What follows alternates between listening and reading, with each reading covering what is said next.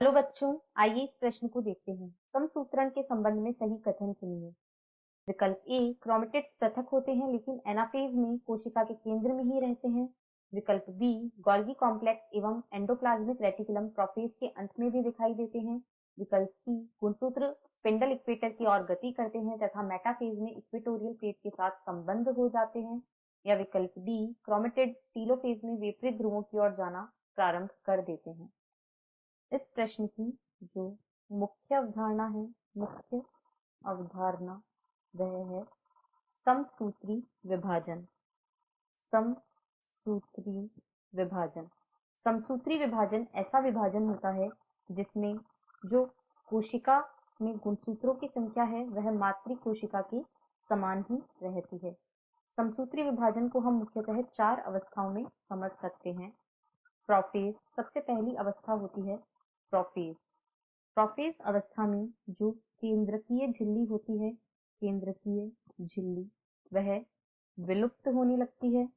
इसमें केंद्रकीय झिल्ली विलुप्त होने लगती है। साथ ही साथ जो अन्य कोशिकांग होते हैं जैसे कि गोल्गी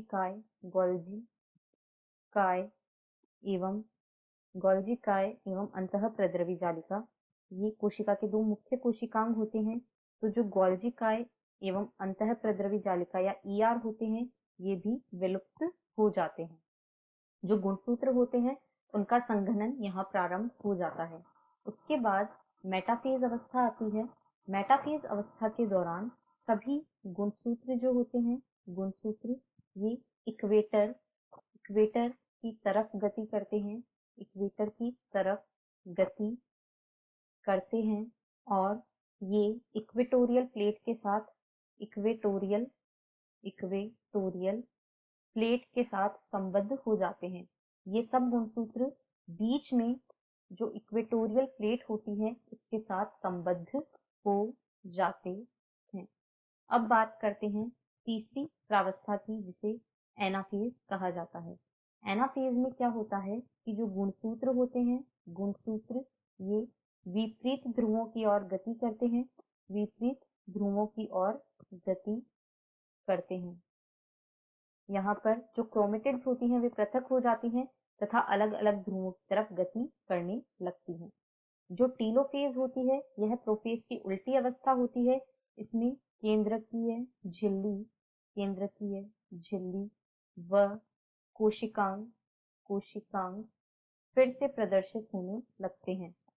ये पुनः प्रदर्शित होने लगते हैं। अब यदि हम इन कथनों को पढ़ें तो ए में कहा गया है क्रोमेटिड्स पृथक होते हैं लेकिन एनाफेज में कोशिका के केंद्र में ही रहते हैं। ऐसा नहीं है, एनाफेज में ही क्रोमेटिड जो होते हैं वे पृथक होते हैं। बी में कहा गया है गोल्गी कॉम्प्लेक्स एवं एंडोप्लाज्मिक रेटिकुलम प्रोफेज के अंत में भी दिखाई देते हैं। ऐसा नहीं होता है, प्रोफेज अवस्था में ये विलुप्त हो जाते हैं। सी में कहा गया है गुणसूत्र स्पिंडल इक्वेटर की ओर गति करते हैं तथा मेटाफेज में इक्वेटोरियल प्लेट के साथ संबद्ध हो जाते हैं। यह बिल्कुल सही है। डी में कहा गया है क्रोमेटिड्स टीलोफेज में विपरीत ध्रुवों की ओर जाना प्रारंभ करते हैं। यह गलत है। एनाफेज में क्रोमेटिड्स की गति विपरीत ध्रुवों की ओर होती है। टीलोफेज में क्रोमोसोम की कोई गति देखने को नहीं मिलती है। यानी विकल्प सी इस प्रश्न का सही उत्तर है। शेष सभी कथन गलत हैं। आशा है आपको प्रश्न समझ आया होगा। धन्यवाद।